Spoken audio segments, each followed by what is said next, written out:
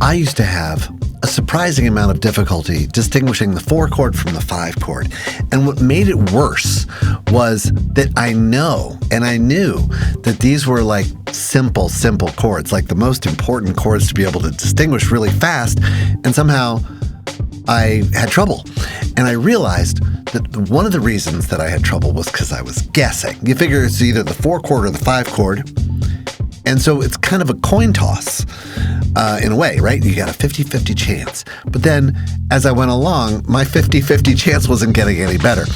So gradually I learned this one little hack. I hate using the word hack, but this really is a hack in that it's a simple little small thing that you can do and you can pick it up right now. So in this video, you're going to get this hack, and I'll give you a couple chances at the end of the video to practice it, just going from the 1 chord to either the 4 or the 5 chord. So it's distinguishing those two. And then I'll do another practice round where we've got a little bed of the 1 chord, and then I'll add 2 in a row. So it'll go 1 chord for a while, and then the 4 or the 5 chord, and then back to the 1 or the 5 and the 4 chord. So that's a little more advanced. I'm Hans at tuneindigo.com. Let's begin. I call this technique tracing because you use your voice to trace a line that you're hearing, a melody that you're hearing that gives you the answer to the chord. Before we can get too deep into this, we need to make sure that we understand what the 4 chord and the 5 chords are. So beginning here, we've got the 1 chord, which consists of do, mi, and so. It consists of do, mi, and so. Now, the 4 chord is built on the 4th note of the scale, do, re, mi, fa. And it consists of fa, la, do. Moving up to the 5 chord, so, ti, re. Now, we've got the 1 chord, which I'm assuming at this point that you can understand and hear the 1 chord and the tonic note, do. And then we've got the 4 chord and the 5 chord. Now, the real distinguishing feature that makes this technique work is that the 4 chord has a common tone with the 1 chord, and that tone is do. The 5 chord does not contain do. In fact, when you go from the 1 chord to the 5 chord, you're going to voice lead from do to ti, right? And that's the thing to listen for. So here's how this is going to work. We go into another key. We find do as fast as we can. Do. And we hum it or sing it. And then when the chord changes, if the chord contains the same note, in other words, if our voice isn't pulled away, we know that it's the 4 chord because it's got that common tone. If we are pulled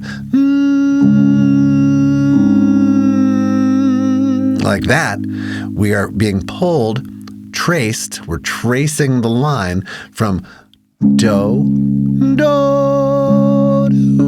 ti, like that. All right? So that's really all there is to it. First, listen for do. Find that do, get it in your body in some octave. You can hear me figuring out which octave is right for me at this time of day. Second, hold that do in your mind or in your voice. And then when the chord changes, third, identify if your voice is pulled to ti, then it's the 5 chord. If it's not, it's the 4 chord.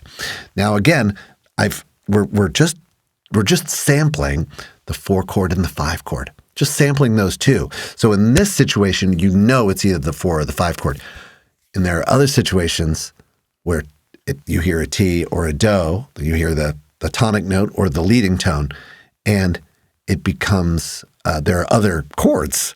But in this case, we're just sampling a little bit of the column A, a little column B. Here's the way this is going to work. I'm going to vamp on 1 chord, and then I'm going to go to the other chord, whichever one it is.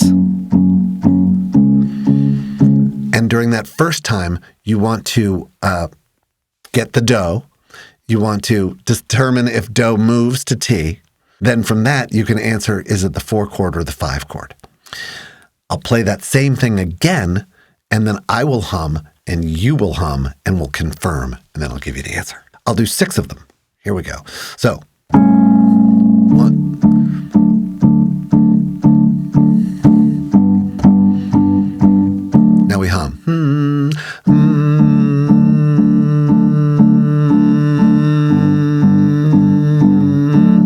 That's do. Did it move? No. So that we know it's a 4 chord.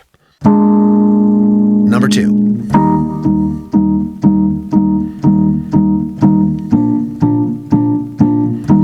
Find do.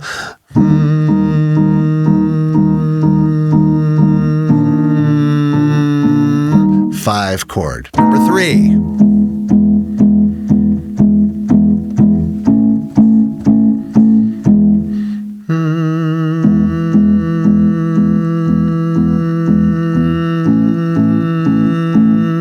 4 chord. Number 4.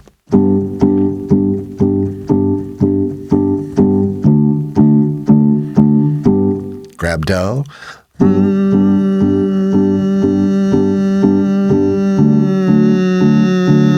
That's the 5 chord. Number 5.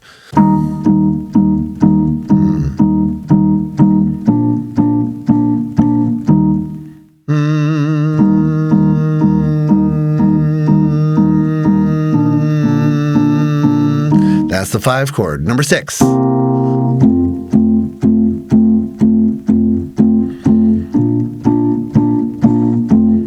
Find do. Here it is.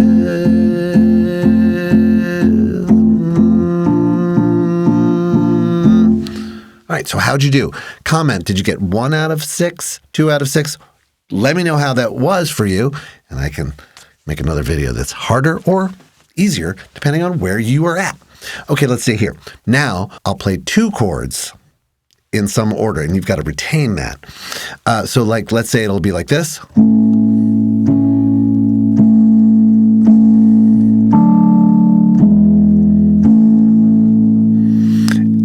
There you go. So that would be 2 chords. Now, one thing I'm going to do different this time is the previous time I made the distinguishing note, or the salient voice leading, I made that on top. I put that on top so you could hear it melodically. Now it's going to be a little more buried, so this is a little more advanced. You've got to identify do within the chord, and then you've got to remember the chord progression. And so do I, because I haven't written this down yet. I probably should have. Here we go.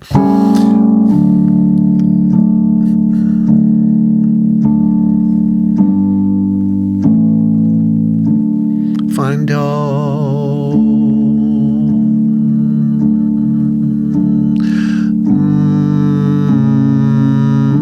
That's 4 to 5.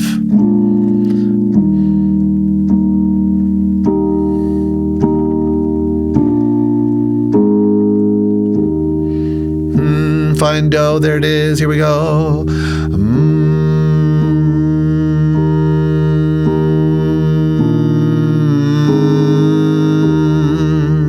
So that was the 5 to the 4 to the 1.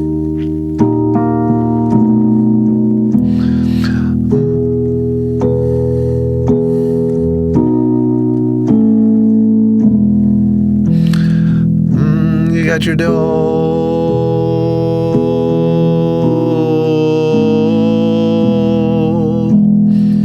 Okay, so that was again the 5 to the 4 to the 1.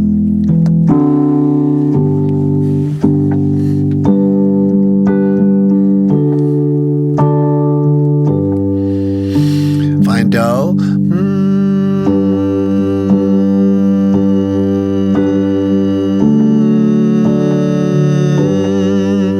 Now in that case, I stayed on the 5 chord. Did you notice that? Last one.